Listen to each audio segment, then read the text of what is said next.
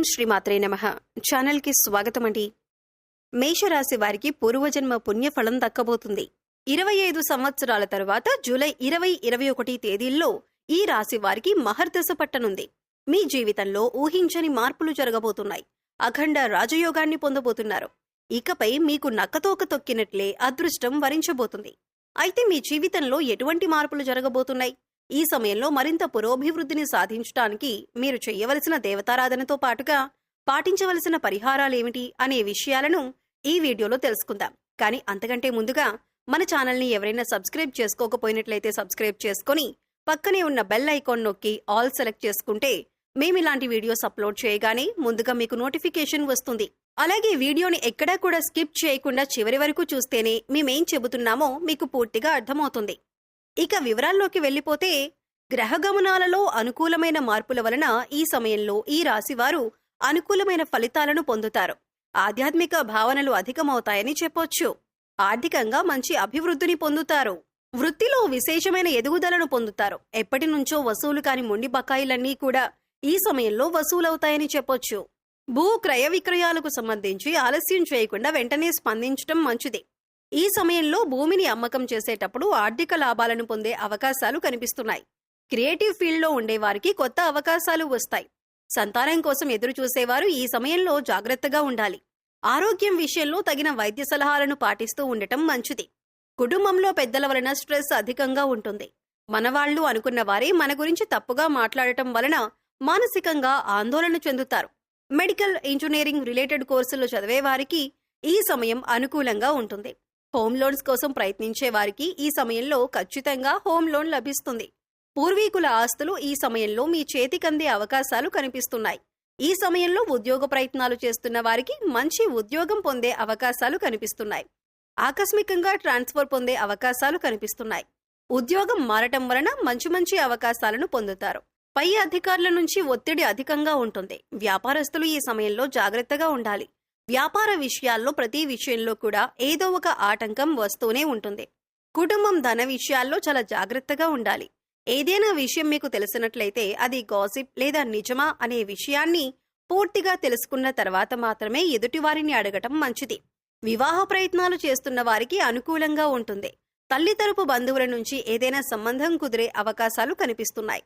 విదేశాలలో వివాహ సంబంధం కుదిరే అవకాశాలు కూడా ఎక్కువగానే ఉన్నాయని చెప్పొచ్చు. సమయానికి భోజనం చేయకపోవటం వలన ఆరోగ్య సమస్యలు వచ్చే అవకాశాలు కనిపిస్తున్నాయి. కనుక సమయానికి భోజనం చేయటం, సరైన సమయానికి నిద్రపోవటం మంచిది. ప్రతిరోజు యోగా, వ్యాయామం వంటివి అలవాటు చేసుకోవటం వలన భవిష్యత్తులో క్రమశిక్షణాయుతమైన జీవితాన్ని గడపగలుగుతారు. ప్రయాణాల్లో చిన్న ఇబ్బందులు ఎదురవుతాయి. కనుక ప్రయాణాలు చేసేటప్పుడు జాగ్రత్తగా ఉండటం మంచిది. ప్రయాణం చేసేటప్పుడు దుర్గాదేవి కవచం వినటం లేదా ప్రయాణానికి ముందు దుర్గాదేవి స్తోత్రాన్ని చదువుకొని వెళ్లటం వలన మంచి ఫలితాలను పొందుతారు. వ్యాపారంలో ఊహించిన దానికంటే ఎక్కువ లాభాలు వస్తాయి. ధనపరంగా మంచి ప్రయోజనాలు చేకూరుతాయి. కొత్తగా ఏదైనా పనిని ప్రారంభించినట్లయితే అనుకున్న విజయాన్ని సాధిస్తారు. కొన్ని విషయాల్లో మిమ్మల్ని వ్యతిరేకించేవారు అధికమవుతారు. ఈ వ్యతిరేకత వలన మీరు కొన్ని నష్టాలను ఎదుర్కోవలసి వస్తుంది. ఇటువంటి విషయాలను పట్టించుకోకుండా ముందడుగు వేసినట్లయితే అనుకూలమైన ప్రయోజనాలను సిద్ధం చేసుకోవచ్చు. జీవిత భాగస్వామితో మాట్లాడేటప్పుడు జాగ్రత్తగా ఆలోచించి మాట్లాడడం మంచిది. కుటుంబ సభ్యులతో కలిసి వ్యాపారాన్ని ప్రారంభించే అవకాశాలు కూడా కనిపిస్తున్నాయి.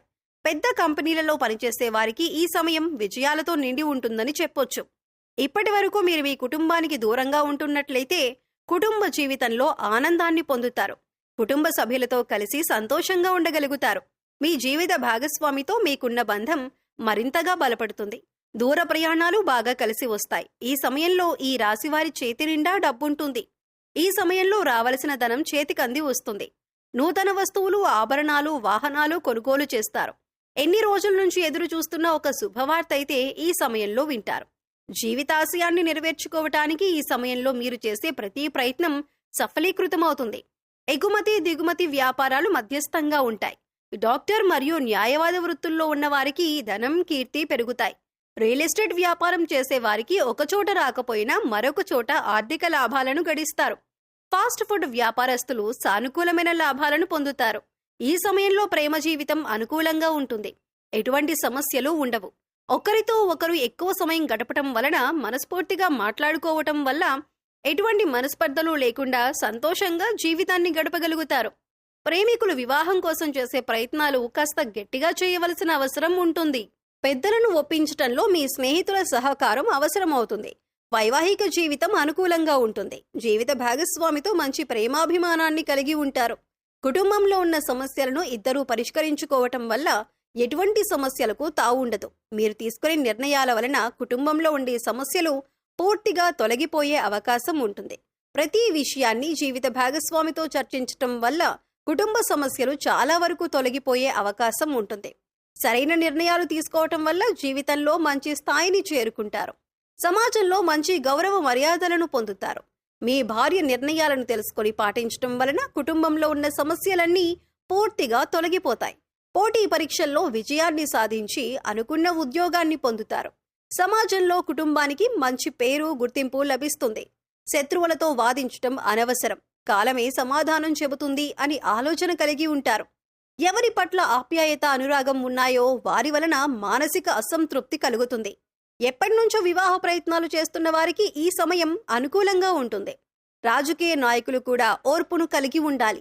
అన్ని వర్గాల వారికి కూడా ఉన్నతమైన స్థానం లభిస్తుందని చెప్పటంలో ఎటువంటి సందేహమూ లేదు. కుటుంబ సభ్యుల అంగీకారంతో ఈ సమయంలో మీరు వాహనాన్ని కూడా కొనుక్కోవచ్చు.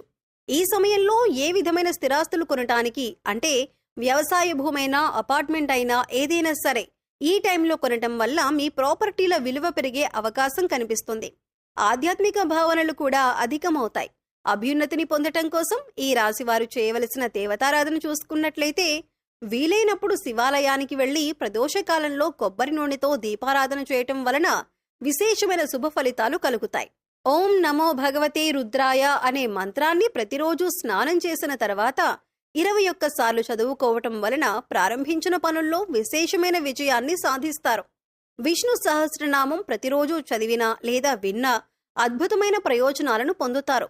సుబ్రహ్మణ్యేశ్వరుణ్ణి పూజించాలి. సుబ్రహ్మణ్యేశ్వరునికి అభిషేకం చేసుకోవటం మంచిది. సుబ్రహ్మణ్యాష్టకం పఠించి సుబ్రహ్మణ్యుని ఆలయంలో నువ్వుల నూనెతో దీపాలను వెలిగించాలి. విఘ్నేశ్వరుని ఆరాధించటం వలన ప్రారంభించిన పనుల్లో కలిగే ఆటంకాలన్నీ తొలగిపోతాయి. ఈ సమయంలో ఎదురయ్యే ప్రతికూల పరిస్థితులను శుభ ఫలితాలుగా మార్చుకోవటానికి వీరు పాటించవలసిన పరిహారాలు చూసుకున్నట్లయితే, వీలైనప్పుడు నవగ్రహ ప్రదక్షిణలు చేసి నవగ్రహ స్తోత్రాన్ని పారాయణం చేసుకోవటం వలన గ్రహదోషాలన్నీ తొలగిపోతాయి. కాలభైరవాష్టకం చదువుకోవటం వలన విశేషమైన శుభ ఫలితాలను సిద్ధింపచేసుకోవచ్చు. మంగళవారం, శుక్రవారం రోజు ఇంట్లో తమలపాకు దీపాన్ని వెలిగించటం వలన ఆర్థిక సమస్యలన్నీ తొలగిపోతాయి. వీలైనప్పుడు గోవులకు బెల్లం, ఉడకబెట్టిన ఉలువలు, పశుగ్రాసం, క్యారెట్స్ తినిపించటం వలన సకల దేవతల అనుగ్రహంతో అనుకున్న లక్ష్యాలను సాధిస్తారు. మంగళవారం లేదా శనివారం రోజు పేదలకు అన్నదానం చేయటం వలన శని భగవానుడి వల్ల ఎదురయ్యే ప్రతికూలతలన్నీ తొలగిపోతాయి. విశేషమైన అదృష్టాన్ని సిద్ధింపచేసుకోవచ్చు.